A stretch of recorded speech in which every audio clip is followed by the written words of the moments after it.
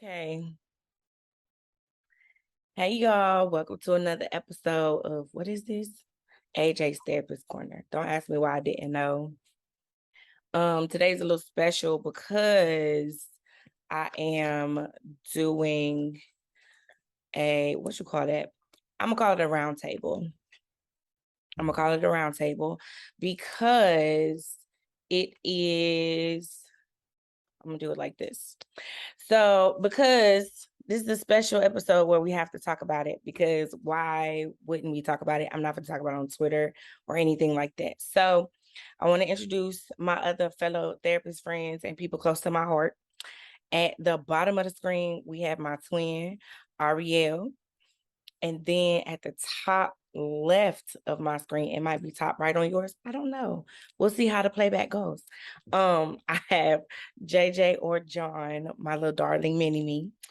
So we just gonna hop right into it. If you don't know by now, you've been living under a rock. There is a Black therapist sister of ours who went viral on TikTok on a Monday and got fired on a Friday for some not so great words or okay, let's just get into it. I'll post the video, put the video in a clip here. Say you need to expand your emotional vocabulary. It's so your life can be easier. Don't you want to be able to communicate with your bitch? I think yes, right? Long gone are the days where you can just shut down.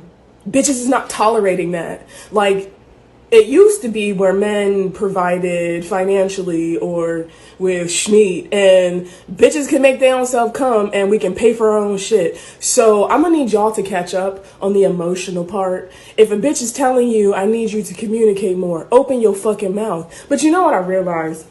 And let me back up. A common misconception about me as a clinician is that 90% of my clientele have been men, Black men specifically. And what we specifically work on is expanding their emotional vocabulary, because a lot of y'all motherfuckers don't even have the words to express how you're feeling.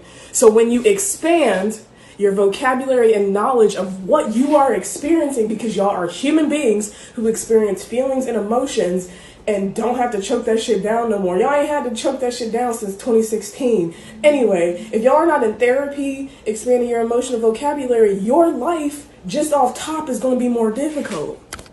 When you expand your emotional vocabulary, you expand your awareness of yourself. When you expand your emotional vocabulary, you understand how you can navigate in this bitch. This fucking weird ass world that is so hard on y'all. Like, let's acknowledge that the world is very difficult for y'all, but y'all are not making it any easier, bruh. You're not. When bitches are telling y'all to go to therapy, it's not for us, it's for y'all sad motherfuckers.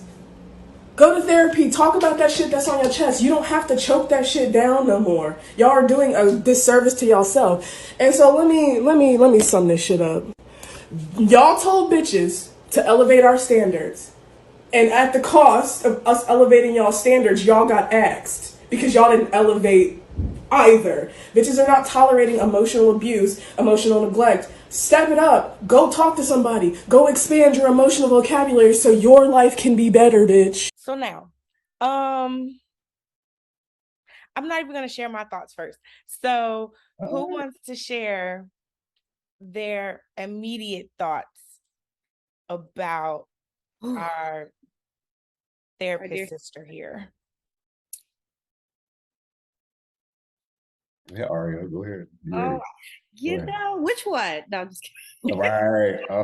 Yeah.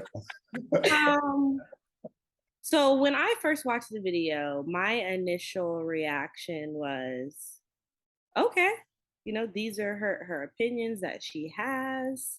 I heard and resonated with some of the things that her concerns regarding the emotional availability and communication from not just I think it specifically she was speaking to Black males, but I think males in general.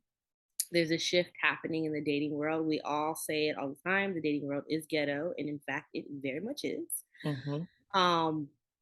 So that was my initial reaction. Didn't think anything of it, moved on. Now the fired video of her talking about getting fired kind of blew me away. I was like, okay, we posted this on a Monday and now we are unemployed on Friday. So my thoughts, I believe two things can go at one time and we can honor them both. I think from her videos, um, her style is very reality therapy. It's very to the point, very blunt. That works for certain populations, for certain individuals. That's not the style that works for everyone. I feel her TikTok and her content, after I did some research and kind of gone through, is a place of where she kind of expresses a little bit of psychoeducation, a little bit of ass shaking, a little bit of, Black woman empowerment, and just kind of being her authentic self. There's nothing wrong with that.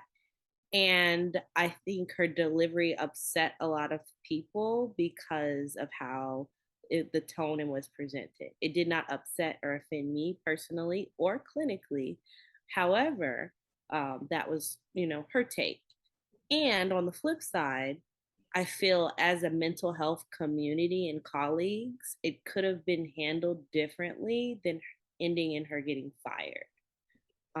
In our bylaws, all of us on here, we have different credentials, which I love because we're all a community. Yeah. And in all of our bylaws, if you have an issue with a colleague, you are supposed to reach out to them directly and have a conversation.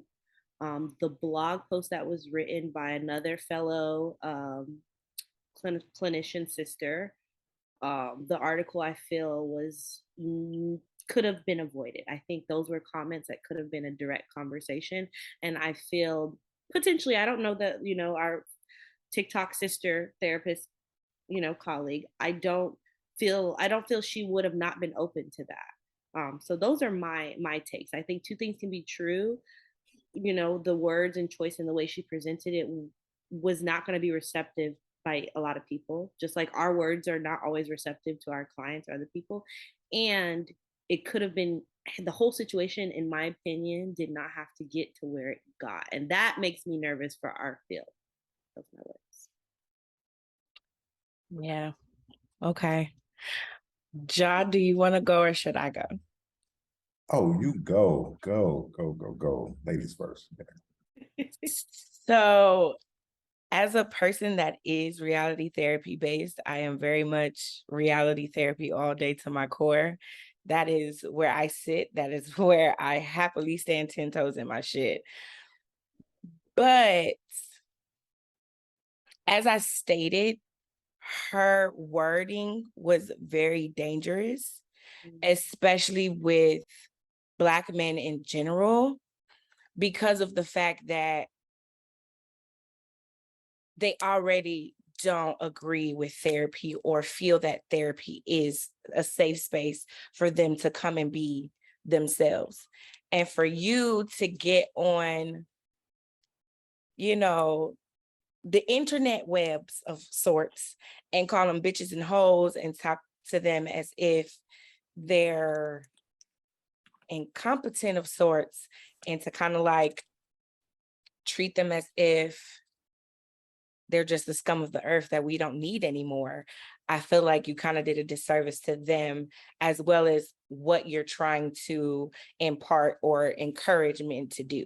Because men don't take too kindly to being put down or let down as it is. So for you to come out and be like, you bitches this and you bitches that, or what was it? My favorite part was, we can fuck ourselves and pay for our own shit. I was like, very true. However, you bitches need to catch up was not the perfect way or the nicest way to say that.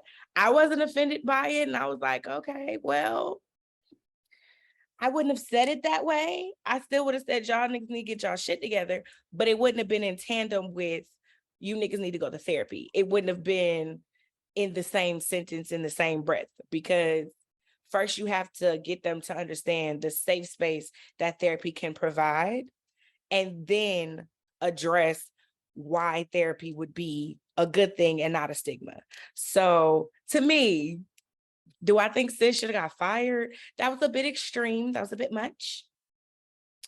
I don't know why they felt the need to want to fire sis, but and she keep coming at men saying that men were the ones that got her fired, but I honestly don't think it was the men that got her fired.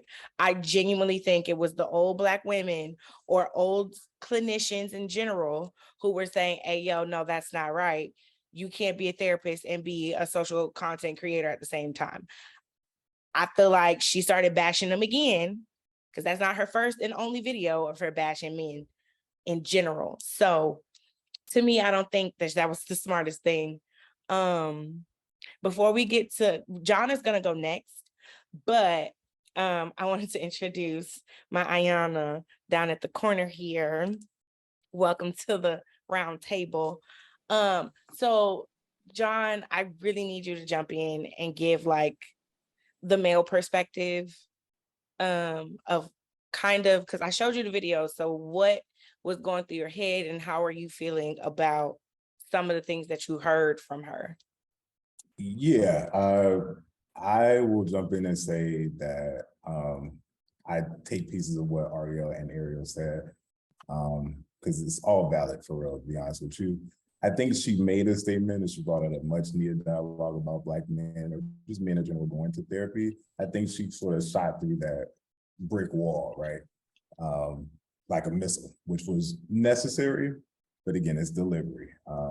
There are some subset of men who did that sort of direct, assertive speaking. I can see how she could be a benefit. I think she's probably a bomb-ass clinician. I would definitely enjoy seeing her once rapport has been built. But again, I guess it's about preference and how you receive it. And if we're trying to get a population that already looking at therapy like as not useless, but it's just not the first list of coping skills. I can go fuck, I can go drink, I can go hang with my boys before I go to therapy, right? So this is a system they're entering into, whether they know it or not. So you have to approach everybody and be trauma informed. There are some males, not every male is cut from the same cloth, different sexual identities, gender identities, understanding of life and culture. So you can't assume that every single male has an apprehension about therapy, because that is very dangerous rhetoric that we have. It's coming from a woman of color, presumably as well. It's not saying the onus is on her. I think she said what needed to be said. It was how she said it. That sort of had me, I had to take a double take to it, but I didn't feel any type of way. When I first heard it, I said, okay, yeah, I speak to my clients the same way, but after rapport has been built, I'm more person-centered, more humanistic, more solution focused, and acceptance and commitment therapy, kumbaya, that's me, that's your boy. But there is some populations where I say, hey, man, come on now, you fucked up. Call it what it is, call it a spade. But it's after rapport has been built. I can't jump out the gate and say, hey, why it took you so long to come to therapy? I'm glad you're here. Mm-hmm. What prevented you from getting to this space right now? What changed in your life? Being more congruent. But it also goes to show that our ethics and our bylaws and our certifications need to be inclusive, will be more understanding and integrate our whitewash curriculum with technology, and being a person of color navigating the clinical bullshit and the red tape and bureaucracy, because I don't ever want to see a woman of color, especially a clinician, to be policed in that way. Sis should not have been fired by Friday. Yeah, so as a Black male, I appreciated her rhetoric. I actually don't think she should have said anything differently. She could have just toned it down a little bit and like gradually got up to that point. Mm-hmm. Bust out there like that, and most people didn't like know who you were. I can see that, but also, like Ariel said, two truths can exist. I don't think our field is cookie cutter, because that's the case, we all be song and dance the same way, So I appreciate both perspectives. I can see how she be an amazing clinician once rapport has been built, but you gotta understand, you gotta be more trauma informed is what I'm trying to say. So that's my take. All right, Miss Ayana. What you thinking? Okay, I'm not gonna lie. When I first saw her videos, I was definitely put off a bit. Only because that's her first videos that I saw had nothing to do with the whole I need to go to therapy.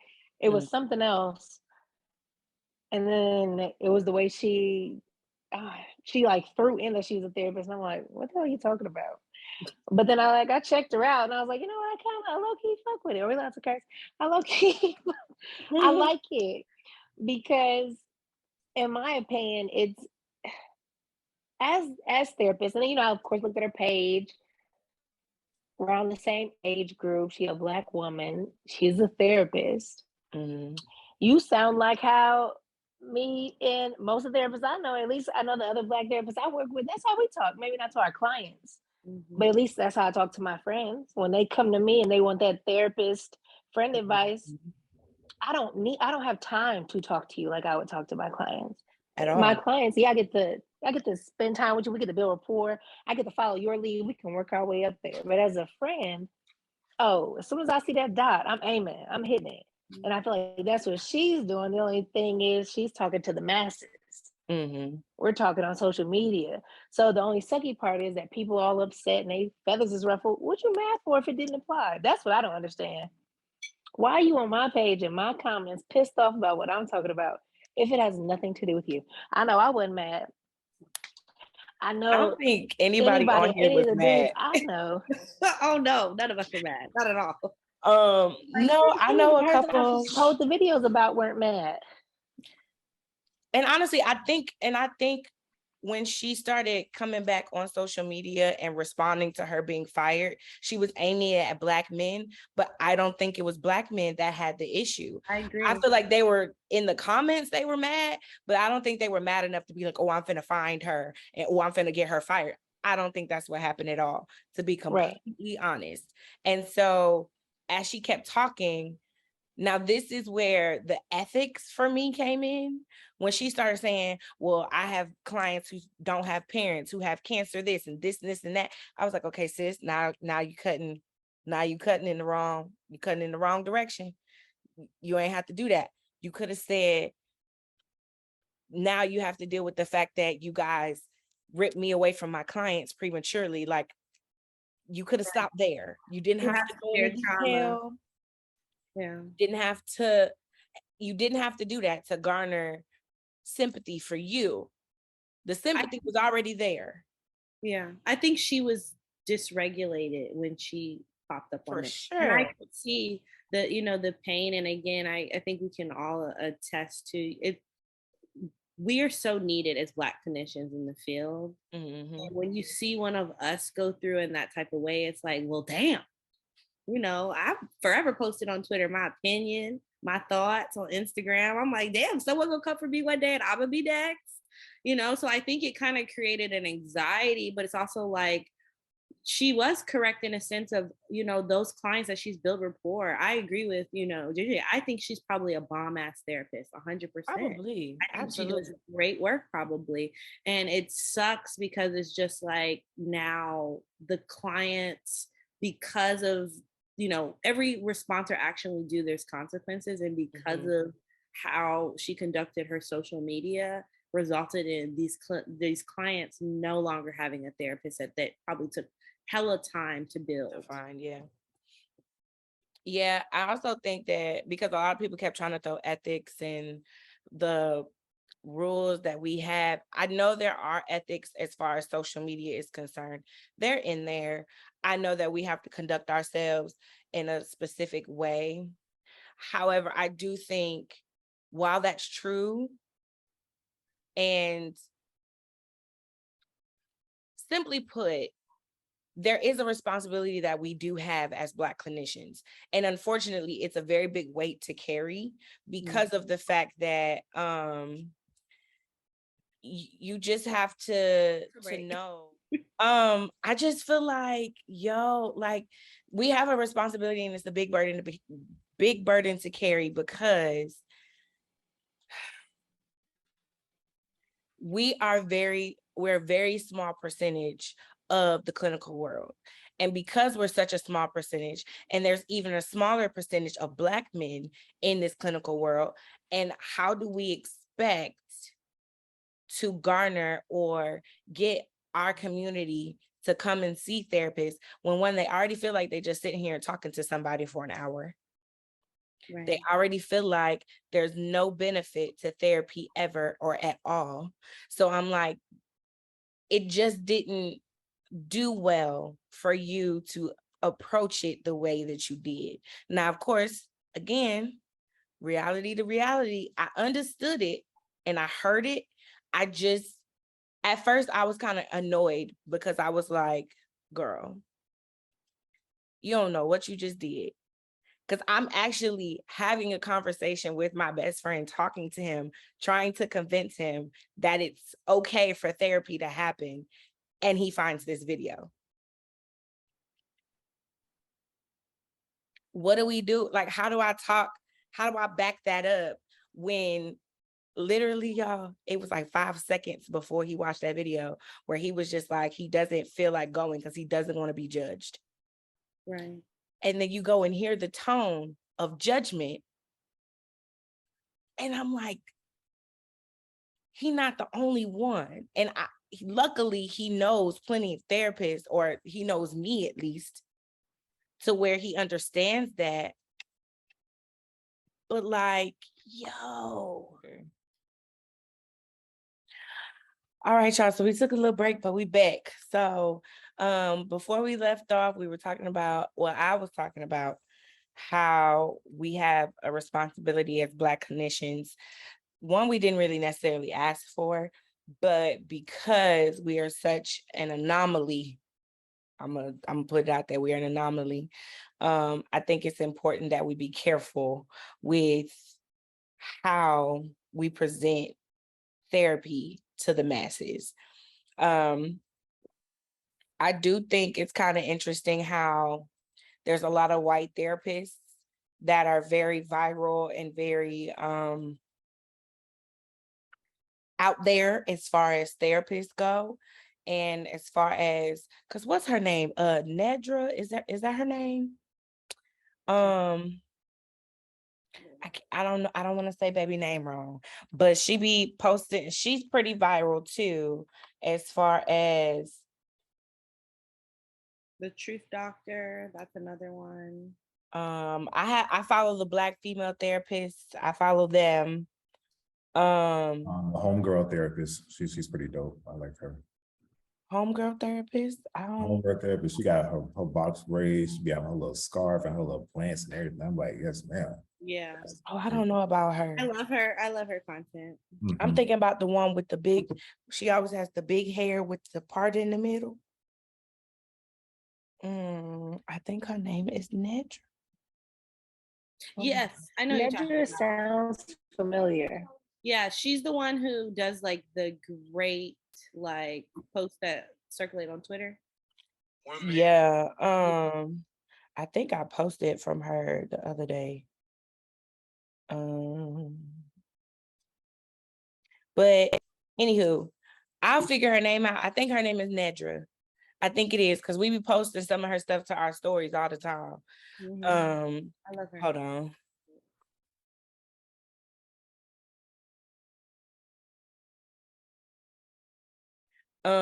But so I don't know. It was just really sad to see it go down like that.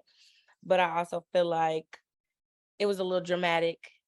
And whoever wrote that first article with her full name and credentials and her address and where she worked.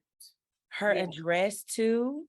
So that's what I'm saying. That was my issue. That's a whole safety concern. As we know, the stress of mental health is impacting people's behaviors, aka people going batshit crazy. Completely. Not in a mental health way, in a whatever I feel I'm gonna do, that puts her in jeopardy.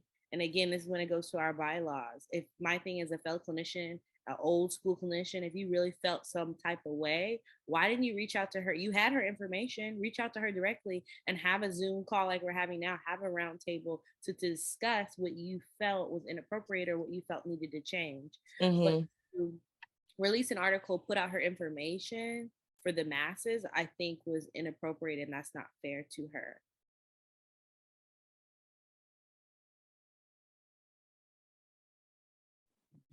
It's not. I don't know if you guys saw the video where she addressed you. It was she like put like a little snapshot of the article that she was mentioning, and she said that she was hurt because it was written by a Black woman. So then she had to add an extra sting to it. And she mentioned the same thing you said, that nobody ever reached out to her to figure out why she was saying it that way. Because in some of her videos, she addresses that. She was like, I don't talk to my clients like this. But she's like, this gets y'all attention. Me talking like this on here gets your attention. You're listening to what I'm saying. Now, however, they're not receiving her message the way she might be intending it because of her delivery and whatnot. But it is getting out there. Right. But she kind of addressed some of that. I was like, went through once I found she was fired. I was doing my research, like, what the heck happened? Mm-hmm.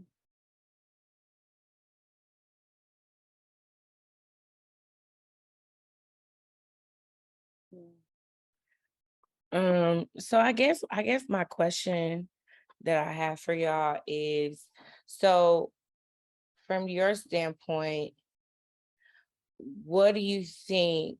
Because I understand that there's a divide right now in the community as far as people feeling like she got what she deserved, or people feeling like she said what needed to be said. And I think I sit in the middle of all of this. Actually, I don't sit in the middle at all.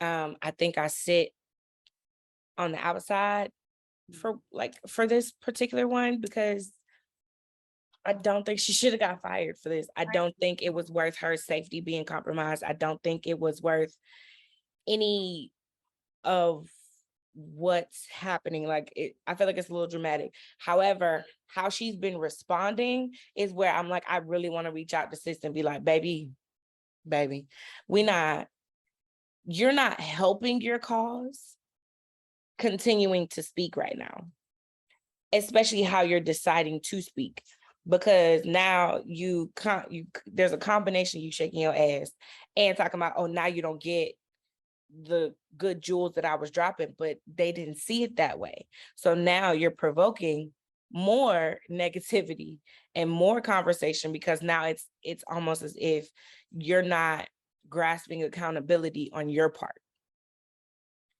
Because I'm not saying that you were wrong, but I'm also not saying that you were fully correct either. Right. And I feel like you have to,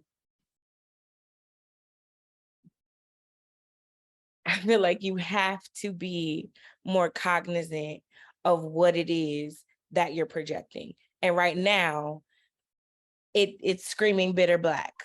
And it's not the greatest thing to put forth.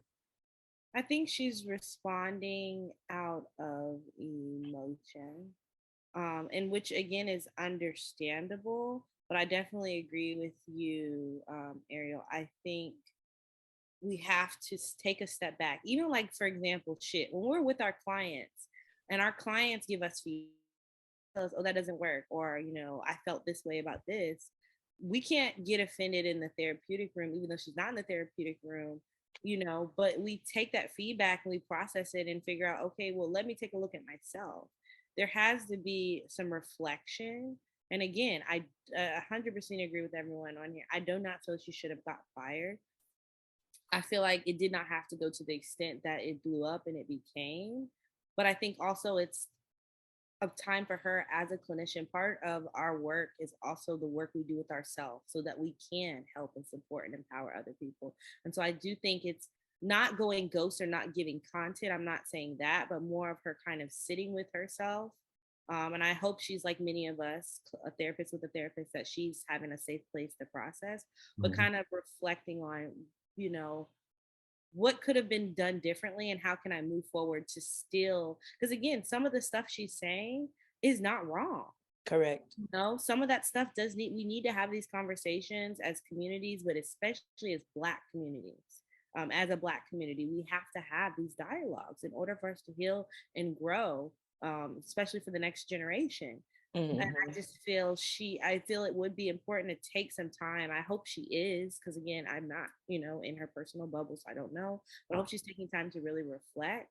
But I think this also brings a bigger conversation outside of just her I think it blew up the way it did because of what we talked about earlier. Our field is very much this old school view, whitewash, egocentric European view of what a therapist needs to look like.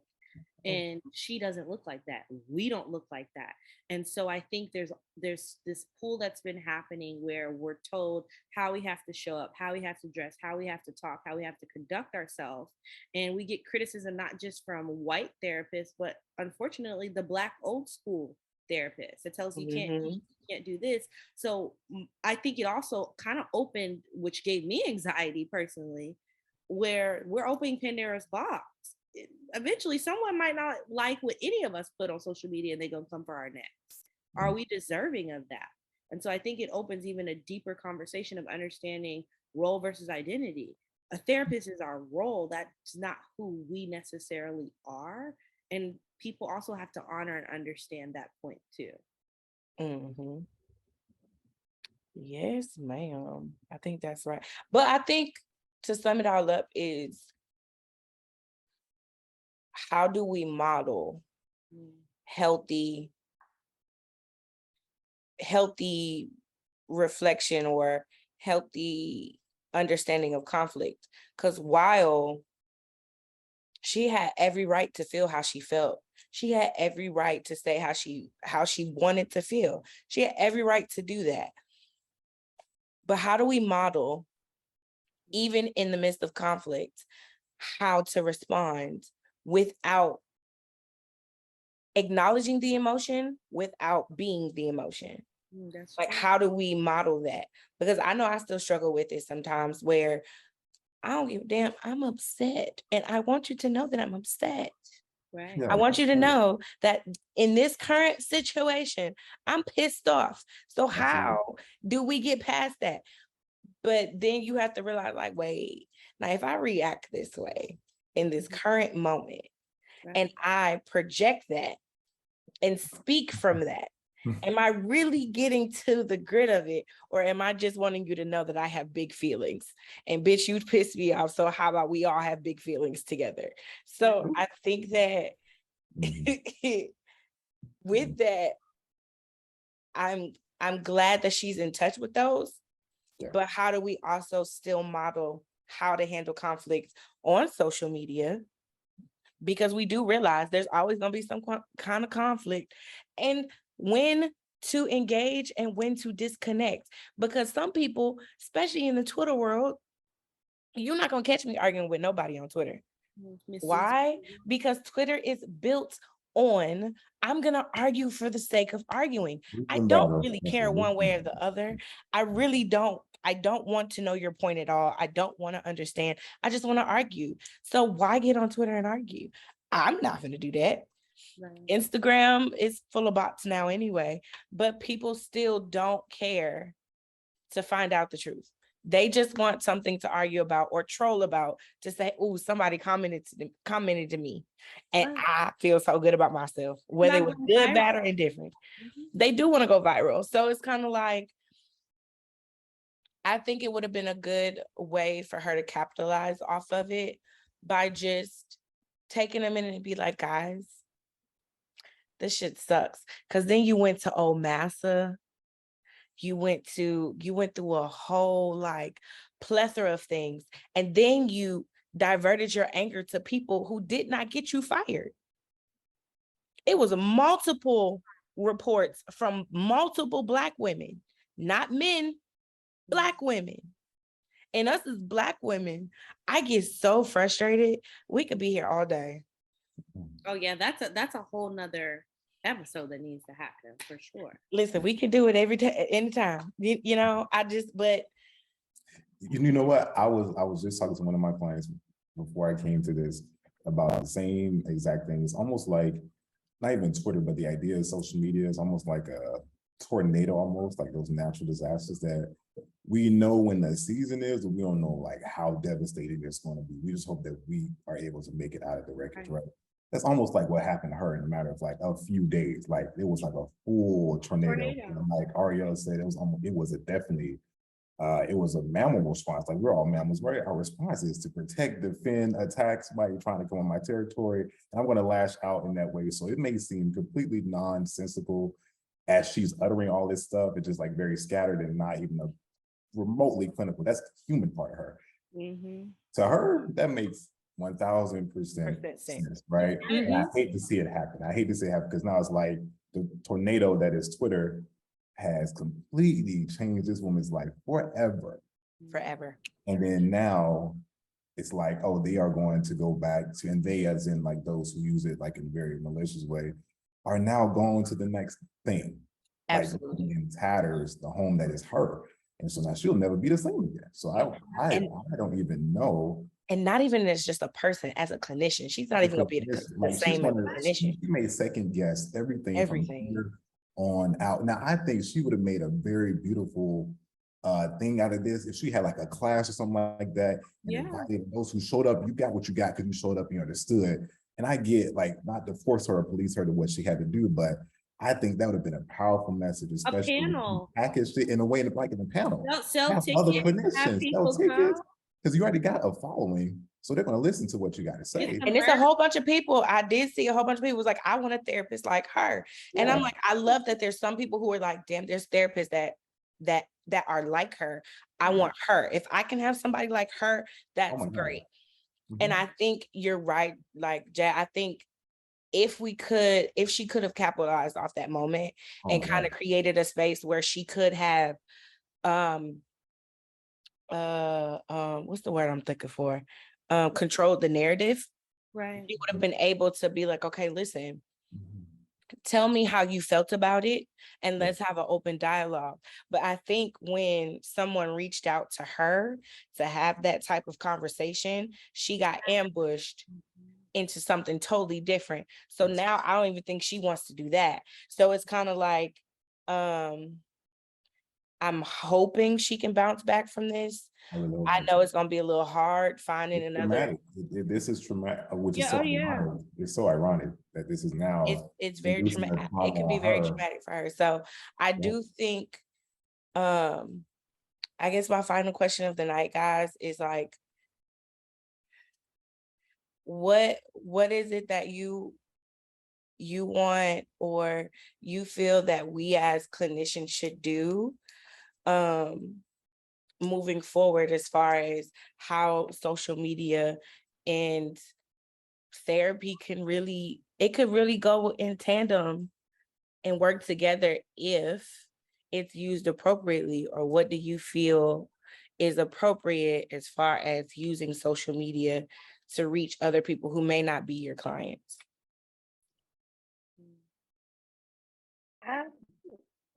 If I could just jump in real fast first.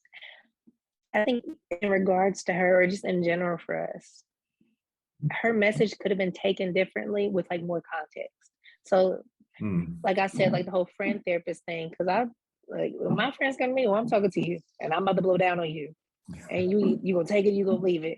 Because we don't have the time for her to be sitting here for no hour, no 30 minutes. We ain't got it. 2 seconds, let's go. But I give you context. Because before I even say it, what do you want to hear from me right now? What do you need exactly? Just give it to you and they're like, yeah, what would you say is, all right, here you go. You asked for it, I'm giving it to you. So if she could have like gave a disclaimer at the beginning of her videos, at the end of her video, you can write captions on your video. So as you blowing down, calling people dusty asses and all that, you can have little words on your little screen that say message to, or, you know, when you're taking in my message, I'm intending it this way. Because of course we don't need to, I don't feel like we should have to, like you guys said, like police ourselves to where we have to speak politically and in these little perfect little boxes. I don't got time for that. But I can still add a little something so that my message doesn't get misconstrued. Because I still want you to hear me. Whether you take it or leave it, I want you to hear me. I don't want you to take it like, yeah, because Ayana said, because people are walking around now, they like, yeah, Bree was calling people. I have friends who have called me like, you saw that therapist? Yeah, she was calling people. And I'm like, wait a minute, but did you look into it? Do you see what she was trying to go with it? No, they don't. She did mention the article she was referring to, but I think because it's been, the full video has kind of been chopped into pieces and then just put out there, because her because there's like 4 different versions of the same video that was sent. So unfortunately, no matter if you put it in before or after, it still was like taken out of context regardless, because because I kept looking for it, I'm like, I haven't seen this video at least 5 times and I've heard it 5 different what in the same thread on Twitter. I'm like, baby, okay, so I had to even go look for the original video in order to show Jay, like, this is what's going on. Like, I was like, okay, wait, that's not the first video. I think that's like the 3rd or 4th video, but like, let's go backwards because I don't know anymore. So I do get what you're saying. Like, you should always give context. And I think where she went wrong, she replied to a comment and then referenced, because she did her little hand thing and then showed the little thing the first time. But y'all know I can't, I'm trying. She showed the article in the video and said oh no, that was in response to her getting fired. She didn't reference the video, the article the first time. She just said based on a article. So she didn't give full, which I think could have been her downfall. But the point was, now the company that fired you called them massa. And then you kind of like, I completely forgot about that comment. She said, and y'all went, she tooted it and was like, y'all went to massa. And I was like, ooh, sis, that wasn't a good idea. Because you wasn't calling Right. massa before you got fired. And I don't even know if she meant it in that way or just because she was referencing it as like a white-owned company. But either way, it can be taken so many different ways that then again makes you look bad. Because it's like, what are you talking about? Words, especially for a company that was probably rooting for you.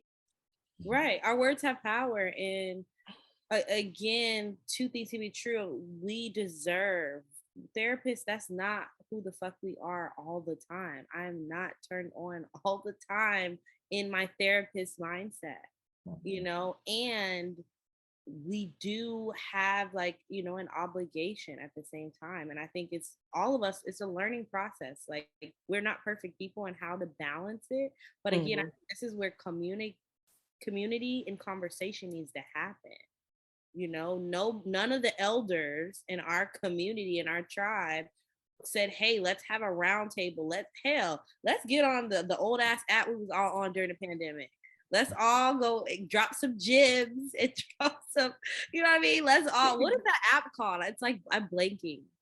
What's that little app we was all on during the pandemic? Oh, yeah. Let's have a closed clubhouse and let's talk with her. Let's have a conversation, but none of that happened. And so again, I think Jay brought up a valid point. It's like her life and all this trauma is happening and everyone just goes on about their business, but it's like, we're going to encounter this shit again. Yeah. Someone else is going to do something because we're humans. Someone's going to post another video. Someone's going to do a psychoeducation post or something's going to blow up and we're going to be right back here. So how do we move forward as a community? Because again, we cannot afford to lose good clinicians, good Black clinicians. Yes, there we go. Mental health is at an all-time high. The people need services. Hell, we need services. We need support. We can't just cut people off because we don't like their content. I think it's a learning moment for all of us of how we move forward. And if I had a TikTok, I would have loved to reach out to her and be like, sis, listen, let's talk. Cause I still want to do that, even though I know she's probably like terrified to like reach out to or respond to any of this. And I'm like, I don't have a TikTok, so I can't reach out to her. And I don't know her Instagram. I don't know none of that. So I'm not gonna go looking for her, but I would love for us to all talk to her and just rally around her and be like, sis, listen, you ain't do everything right, but what you did do was stand in your shit, and that's all we can ask for. Right, and we still said what you said. Like, we still need you. This is a learning moment. It fucking sucks. Yeah, I think, because I'm like, we don't always get it right as clinicians, and I mean, listen, most of us are fresh in our therapist journey, but and we done made some mistakes. But I think that it goes to show that, like, I tell my clients in a minute, my bad. Play us fuck up too, Craig. It's okay.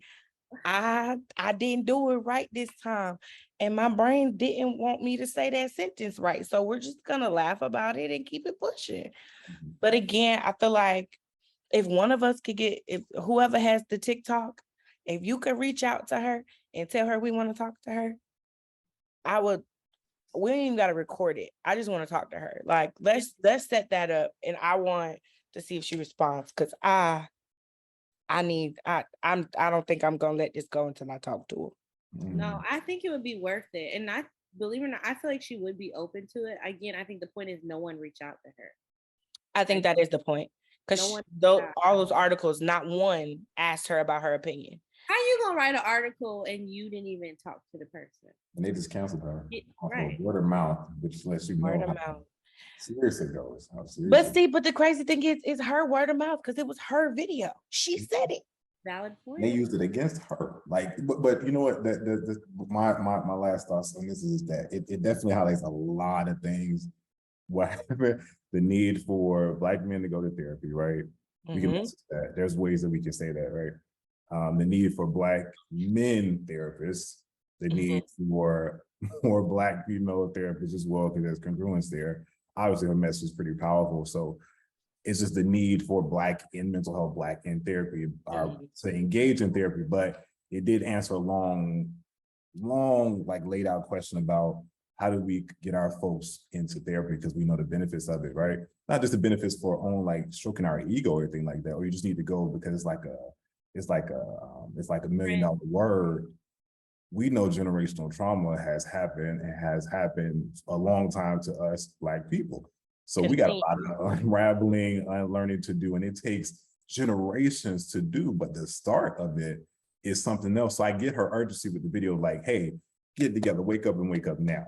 And I think the approach definitely could have been different, especially dealing with population like Black men who have their own, it's another video, but societal expectations about how to be and how to exist and how to feel and how to cry and how not to cry, how not to love, how to love, who you look like, what you wear, what you gotta wear, who you hold your hands with, who you not holding hands with, who eats a hot dog, who does it, eat a hot dog, and how you hold the angle that you eat the hot dog. So many things you gotta unlearn and unpack with that, but you gotta. It's okay to eat a glizzy. It's okay to eat a glizzy, people. It's okay. It's just no judgment. We don't have to say no homo to eat a glizzy. You really don't. Just eat your food and nourish your body, like self-care, like, you know, you do for the past 1,000 years since the dawn of time. But yeah, so language is important. And I think, you know, it definitely gives us a lot to think about. I think we definitely need more people of color in our ethics boards. Yes. I feel like this is just a reminder that our boards don't look like us all the time. The signatures I get don't look like, sound like any, you know, so we definitely need diversification on our ethics boards and our licensure, stuff like that. And these standardized tests need to include more real world examples in case yes, it's not just not a copy and paste from Pearson or McGraw, just because it sounds like a good question to ask that we have not yet once encountered since I took that exam. Don't get me started on that exam. Don't get me started. This is about to be a 5 hour, because I could. Don't get me started. Why are you asking me about Billy in the library and how I want to handle, like, ask me about the kid who's homeless, who has to walk or travel 4 or 5 buses to get to work, then go to school, and you wonder why he's not showing up to his sessions. How would I interact with him? Not about something that hasn't happened to me yet. That's a big exam. How do we find supports when there's no support? Let's talk about that. Like, Mom, you might want to end this right now, because this is going to be like, it's just a lot. Listen, just understand, guys, like, this should be a series. It's going to be a series. I really want it to be. So AyJay's Roundtable / AyJay's Therapist Corner. Welcome, guys. Thank you for coming. But essentially, for today's topic of conversation, for this time, I think it's important to note that there is a need for therapy, but not all Black men need therapy. It's a good suggestion to have and to use. It's a good resource to have or to use. And again, those links are in the description below. if you are a Black woman or any woman looking for therapy, the description has all those links below. So with that being said, guys, any final thoughts or everybody good on this particular topic? Sis, if you see this, I don't know if you will, but hit me somewhere, find me somewhere. And yeah,